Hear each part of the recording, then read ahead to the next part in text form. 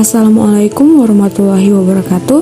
Saya Meitarani Reski Handayani dengan NIM 2020 55202028. Di sini saya akan menjelaskan mengenai materi pada mata kuliah analisa dan pemodelan spasial, yaitu materi luaran SIG. Yang pertama yaitu data output sistem informasi adalah suatu sistem yang digunakan untuk menampilkan data yang telah diolah dan disimpan dalam suatu basis data atau sistem informasi.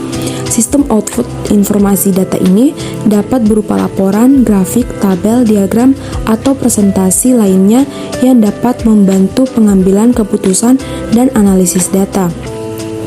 Berikut adalah bagian dari data output sistem informasi. Yang pertama yaitu peta atau maps, yaitu representasi visual dari suatu area atau wilayah, baik itu skala kecil atau besar, yang dapat digunakan untuk berbagai keperluan seperti navigasi, penelitian, atau tujuan estetika. Kedua, cartographic output, yaitu hasil produksi visual yang dihasilkan oleh sistem kriptografi yang merupakan teknologi yang memungkinkan untuk menciptakan gambar 3D dari data medis seperti CT scan atau MRI scan.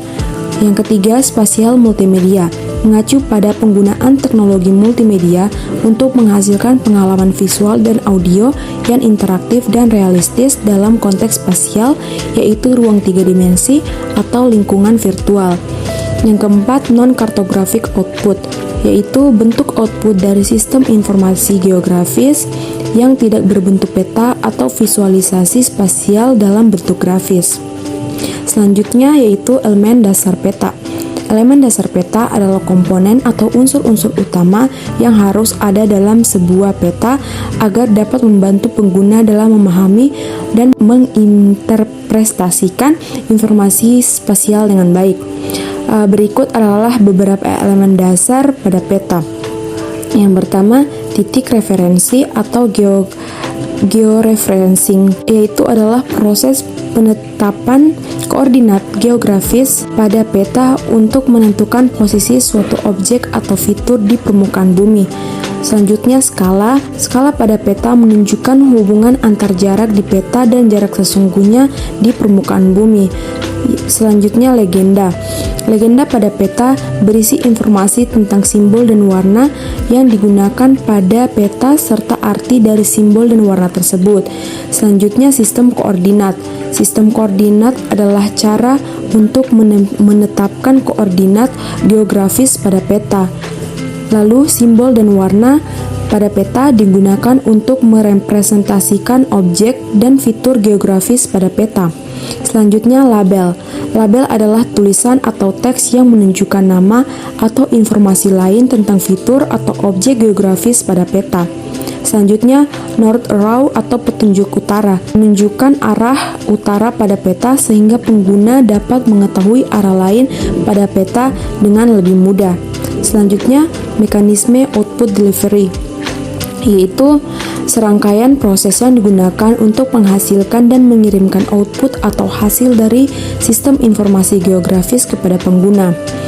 Output delivery melibatkan beberapa tahapan, yaitu yang pertama, pengolahan data. Data yang dimasukkan ke dalam GIS harus diproses dan diolah agar dapat dihasilkan output yang akurat dan relevan. Yang kedua, analisis data. Setelah data diolah, analisis data dilakukan untuk menghasilkan informasi yang lebih berguna dan dapat dihasilkan dalam konteks kegiatan atau masalah yang sedang dihadapi. Selanjutnya, visualisasi output. Setelah analisis data selesai, output visualisasi dapat dibuat dalam bentuk peta, grafik, atau tabel. Yang keempat, publikasi output. Setelah output visualisasi dihasilkan, output tersebut dapat dipublikasikan ke dalam berbagai format yang dapat diakses oleh pengguna, seperti cetak, web, atau mobile. Kelima, distribusi output.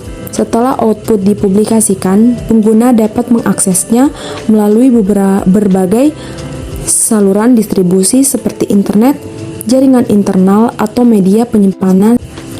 Baik, sekian penjelasan dari saya. Kurang dan lebihnya mohon dimaafkan.